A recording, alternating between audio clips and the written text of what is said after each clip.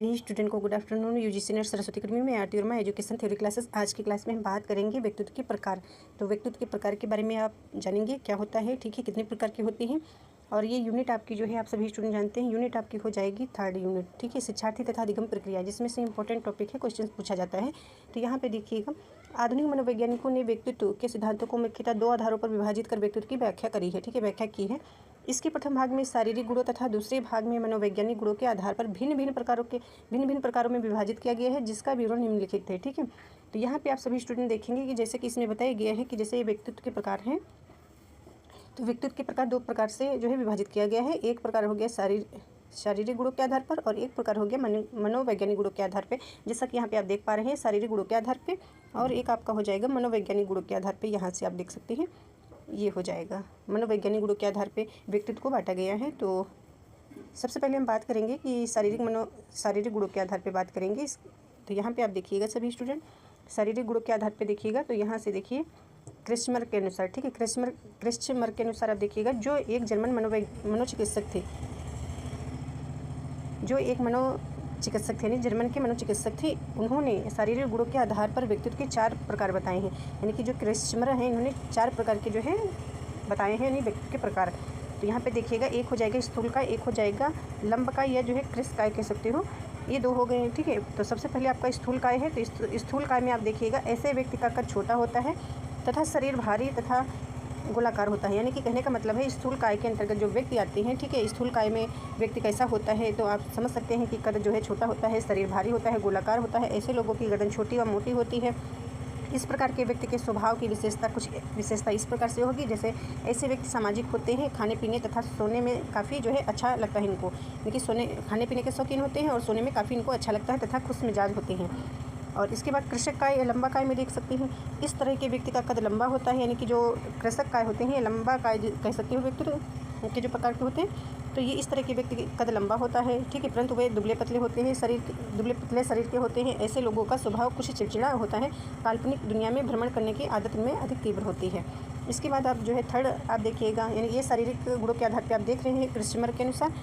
तो इसके बाद आप पुष्टकाय या गोलाकार, इस प्रकार के व्यक्ति के शरीर की मांसपेशियां काफ़ी विकसित होती हैं, गठित हुई होती हैं, तथा शरीर कद ना तो अधिक लंबा होता है, ना ही अधिक मंदन होता है। यानी कि शरीर जो है ना अधिक लंबा होता है, ना अधिक जो है मंदन छोटा होता है। कहने का मतलब परिस्थिति के अनुसार समायोजन कर लेते हैं, ये विशेषताएं हो जाएंगी। इन्हें सामाजिक प्रतिष्ठा जो है काफ़ी मिलती है, ठीक है। यानी कि गोलाकार ये जो व्यक्ति होते हैं, इसमें जो आते हैं व्यक्तित्व के।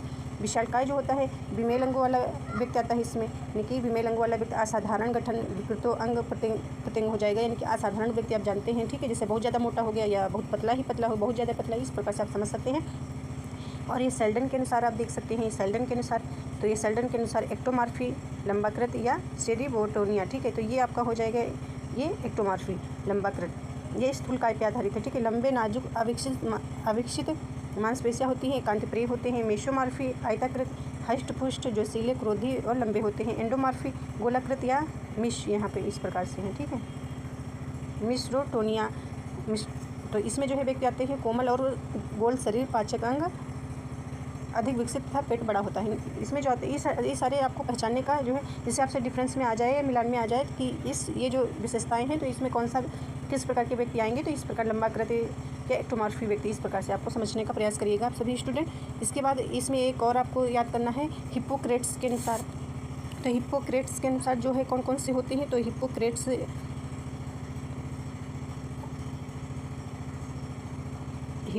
के अनुसार जो है प्रकार आता है आपका, ठीक है, पूछा जाता है। ये हिप्पोक्रेट्स यानी कि ये जो है मनोवैज्ञानिक हैं, ठीक है। तो इनके अनुसार भी जो है शारीरिक गुणों को जो है 4 भागों में बांटा गया है। संवेग, विचार, कार्यों और शारीरिक जो है मानसिक विशेषताओं के आधार पर बांटा गया है हिप्पोक्रेट्स के अनुसार। तो इसके अंतर्गत 4 प्रकार कौन कौन से होंगे, तो 4 प्रकार, एक आपका हो जाएगा प्लेगमेटिक प्रकार हो जाएगा, ठीक है, लिख करके बताते चलें, ठीक है।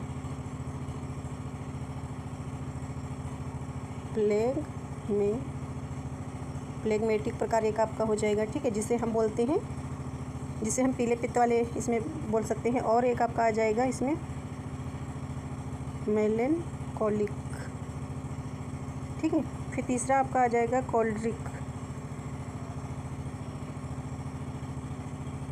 कोलेरिक, सॉरी गलत हो गया आपका,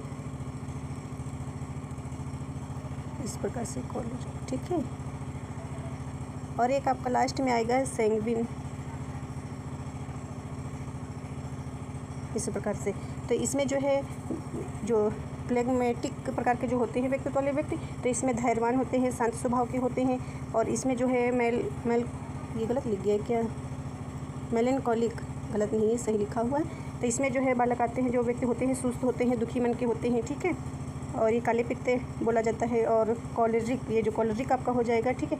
तो इसमें किस प्रकार के व्यक्ति आते हैं, इसमें जो है चिड़चिड़े स्वभाव के होते हैं, गुस्सैल प्रकार के होते हैं, ठीक है। और पीले पित्त प्रकार के होते हैं व्यक्तित्व वाले, ठीक है। और इसमें जो होते हैं शांत स्वभाव के होते हैं, खुश मिजाज होते हैं, इस प्रकार से कह सकते हो सैंग्विन, आशावादी। तो ये आपका हिपोक्रेट्स के अनुसार है, इसको भी याद कर लीजिएगा। इसके बाद है मनोवैज्ञानिक गुणों के आधार पर, ये भी इंपॉर्टेंट टॉपिक आपका है, तो इसको भी आप अच्छे से इसको कवर करिएगा। मनोवैज्ञानिक गुणों के आधार पर देखेंगे तो मनोवैज्ञानिक गुणों के आधार पर व्यक्तित्व के प्रकार, तो यहाँ पे देख सकते हैं आप सभी स्टूडेंट, कुछ मनोवैज्ञानिक व्यक्तित्व का वर्गीकरण मनोवैज्ञानिक गुणों के आधार पर किया है, ठीक है। तो मनोवैज्ञानिक कार्ल जुंग या युंग के अनुसार आप कह सकते हैं, एक ही नाम है कार्ल जुंग। तो व्यक्तित्व प्रकार 3 प्रकार के हैं, ठीक है। यानी कि जो कार्ल जुंग के अनुसार है व्यक्तित्व के 3 प्रकार हैं, एक हो जाएगा बहिर्मुखी, एक हो जाएगा अंतर्मुखी, एक हो जाएगा अंतर्मुखी बहिर्मुखी। तो ये हो जाएगा एक्सट्रोवर्ट और ये हो जाएगा एंट्रोवर्ट, ठीक है। इसमें आप देखिएगा बहिर्मुखी में इस तरह के व्यक्ति की अभिरुचि विशेषकर समाज के कार्यों की ओर होती है, ठीक है। बहिर्मुखी जो होते हैं व्यक्तित्व वाले, तो ये जो है अभिरुचि इनकी जो ये रुचि रखते हैं, समाज के कार्यों में अधिक रुचि रखते हैं। वह अन्य लोगों से मिलना जुलना पसंद करते हैं, खुश मिजाजी होते हैं, यानी कि समाज के साथ मिलजुल कर चलते हैं, ठीक है। यानी कि सामाजिक में जो है जो जैसे कि कोई फंक्शन हो गया या तो उसमें ज़्यादा अधिक भाग लेते हैं, सामाजिक कार्यों में अधिक भाग लेते हैं, ये कह सकते हो। तो इसके अंतर्गत कौन से व्यक्ति आते हैं बहिर्मुखी के अंतर्गत, तो इसमें व्यक्ति आते हैं जैसे कि आप कह सकते हो खिलाड़ी हो जाएंगे, ठीक है, नेता हो जाएंगे, इस प्रकार के व्यक्ति इसके अंतर्गत आते हैं। अंतर्मुखी व्यक्ति, तो ऐसे व्यक्ति में बहिर्मुखी के विपरीत गुण पाए जाते हैं, ठीक है। इसमें जो है बहिर्मुखी के विपरीत गुण पाए जाते हैं, ये जो है शांत स्वभाव के होते हैं, एकांत रहना पसंद करते हैं। तो यहाँ से पढ़ सकते हैं इस तरह के व्यक्ति लोगों से मिलना जुलना बहुत पसंद नहीं करते हैं, ठीक है। यानी कि बहुत पसंद नहीं करने, अंतर्मुखी वाले व्यक्ति जो होते हैं वे शांत स्वभाव के होते हैं, अकेले रहना पसंद करते हैं, ठीक है, ये कह सकते हो। ज़्यादा मिलना जुलना पसंद नहीं होता है व्यक्ति को। और इसमें जो है कह सकते हो कि इसमें आएंगे जैसे कि वैज्ञानिक लोग आ जाएंगे अंतर्मुखी में, और जो है वैज्ञानिक लोग आ जाएंगे, और इसमें क्या कहते हैं कलाकार लोग आ जाएंगे, और इसमें जो है महात्मा लोग हैं वे लोग आ जाएंगे, इस प्रकार से आप कह सकते हो। और अंतर्मुखी और बहिर्मुखी यानी कि उभयमुखी, एम्बिवर्ट, तो इसमें क्या हो जाएगा, इसके अंतर्गत इस प्रकार के व्यक्ति में प्रायः अंतर्मुखी एवं जो है बहिर्मुखी दोनों की विशेषताएं पाई जाती हैं, ठीक है। ऐसे व्यक्ति में प्रायः समय अनुसार दोनों व्यक्तित्व संबंधित विशेषताएं दृष्टिगोचर होती हैं। तो इसमें जैसे कि आप महात्मा गांधी कह सकते हो, ठीक है, इस प्रकार से व्यक्ति आएंगे। और आई होप आप सभी स्टूडेंट को समझ में आया होगा, नहीं समझ में आया है तो इसको आप 1-2 बार पढ़िएगा, समझ में आ जाएगा। जैसे कि हमने यहाँ पे आपको बताया हुआ है, इस प्रकार से समझिएगा। ये जो है हमने व्यक्तित्व के प्रकार बताए हैं, ठीक है। इसके पहले हमने व्यक्तित्व के बारे में बता ही दिया है, व्यक्तित्व क्या होता है। तो व्यक्तित्व आप सभी स्टूडेंट जानते हैं कि आंतरिक और बाह्य गुणों का जो है समावेशन जो है आपका व्यक्तित्व होता है, ठीक है। और बाकी तो हमने आपको बताया शारीरिक गुणों के आधार पर और मनोवैज्ञानिक गुणों के आधार पर व्यक्तित्व को जो है 2 भागों में बांटा गया है। और इसके बाद जो है आपने देखा है कि क्रेस्मर के अनुसार आपको हमने बताया स्थूलकाय और लंबाकाय, ठीक है, और जो है गोलाकार और विशालकाय, ठीक है। इसके बाद हमने आपको बताया है कि जो है शेल्डन के अनुसार हमने बताया है, ठीक है, आप याद कर लीजिएगा 3 प्रकार। और इसके बाद हमने आपको जो है हिपोक्रेट्स से मनोवैज्ञानिक के अनुसार बताया है, जो शरीरशास्त्री है मनोवैज्ञानिक, उनके अनुसार 3 प्रकार के हमने आपको 4 प्रकार के बता दिए हैं व्यक्तित्व के प्रकार। और हमने आपको जो है मनोवैज्ञानिक गुणों के आधार पर आपको बताया है। तो आई होप आप सभी स्टूडेंट को समझ में आया होगा। और आप सभी स्टूडेंट जो है अपना रिवीजन करते रहें और अपनी पढ़ाई जारी रखें अच्छे से, और जो है PYQ करते रहें, ठीक है। ये प्रैक्टिस आपके लिए बहुत ज़रूरी है PYQ करना, क्योंकि एग्जाम आपका बहुत ही नज़दीक आने वाला है, या कहो आ ही गया है, ठीक है। तो आपको PYQ पे जो है प्रैक्टिस करना है, ताकि आपको जो है समझ में आए कि आपको कितनी समय में क्वेश्चंस को पढ़ना है और उत्तर देना है, ठीक है। जैसे कि आपको जो है 150 कुल क्वेश्चंस होंगे, आपको 3 घंटे का जो है समय दिया जाएगा जिसमें आपको आंसर करना होता है। तो आई होप आप सभी को स्टूडेंट को समझ में आया हो। और प्रैक्टिस बहुत ज़रूरी है थ्योरी के पढ़ने के साथ साथ। थ्योरी हमने आपको क्लासेस बहुत कम ही करवा पा रही हूँ, तो इसके लिए सॉरी। और बाकी आप अपना रिवीजन करते रहें, जो नोट्स बुक्स जो भी आपके पास सुविधाएँ हों तो आप पढ़ते रहें। Thank you. Good afternoon UGC net Saraswati academy में Aarti Verma education theory classes short classes है। तो यहाँ पे हम बात करेंगे अभिवृत्ति, ठीक है। तो ये क्या होता है और अभिचक्ता क्या होता है, कौशल क्या होता है, कुशलता क्या होता है। कौशल स्किल्स, ठीक है, और कुशलता यानी कि एफिशिएंसी, ठीक है। तो यहाँ पे आप सभी स्टूडेंट देखेंगे कि अभिवृत्ति क्या है। तो अभिवृत्ति किसी वस्तु, व्यक्ति, घटना या विचार के प्रति, जैसे कि किसी वस्तु, व्यक्ति, घटना या विचार के प्रति व्यक्ति का सकारात्मक या नकारात्मक मानसिक स्थिति या दृष्टिकोण होता है। तो आप सभी स्टूडेंट को याद रखना है कि अभिवृत्ति क्या होता है। अभिवृत्ति होता है जैसे किसी वस्तु, व्यक्ति, घटना या विचार के प्रति किसी व्यक्ति का सकारात्मक या नकारात्मक मानसिक स्थिति होती है या दृष्टिकोण कह सकते हो, ठीक है। तो अभिवृत्ति का मतलब आप सभी स्टूडेंट समझ ही पा रहे होंगे। मनोवृत्ति मतलब मानसिक स्थिति, ठीक है, मानसिक प्रक्रिया से संबंधित है। और अभिवृत्ति को आप मानसिक प्रक्रिया भी कह सकते हो या स्थिति भी कह सकते हो। तो जैसे कि आप मान सकते हैं, जैसे ये आप हो गए, ठीक है, ये आप हो गए, और यहाँ पे जो है ये आप व्यक्ति हो गया, अदर पर्सन हो गया, ठीक है। ये व्यक्ति अदर पर्सन हो गया या आपका दोस्त हो गया, ठीक है, या आपका दोस्त हो गया।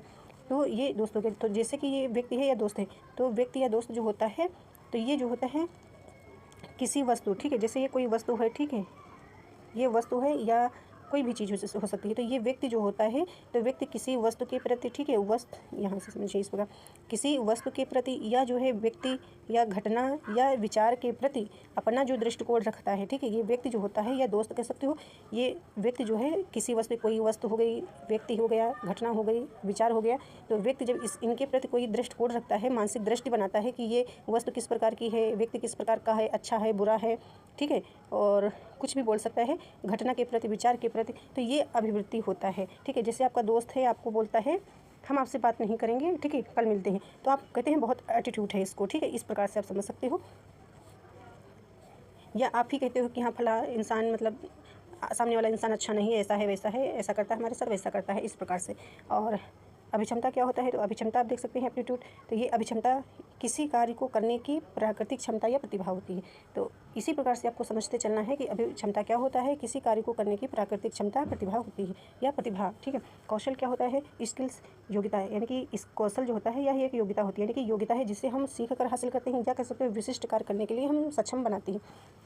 कौशल जो होता है, तो ये हमें विशेष कार्य करने के लिए जो है सक्षम बनाती है। कुशलता क्या होता है, एफिशिएंसी, तो ये होता है किसी कार्य को सही ढंग से और कम से कम समय में, यानी कम से कम समय या लागत कह सकते हो, में पूरा करने की योग्यता, निपुणता होती है। यानी कि किसी कार्य को, यहाँ पे याद रखना है, किसी कार्य को जो है कम समय में अच्छे ढंग से उसको कर पाएँ, वो कुशलता होता है, ठीक है।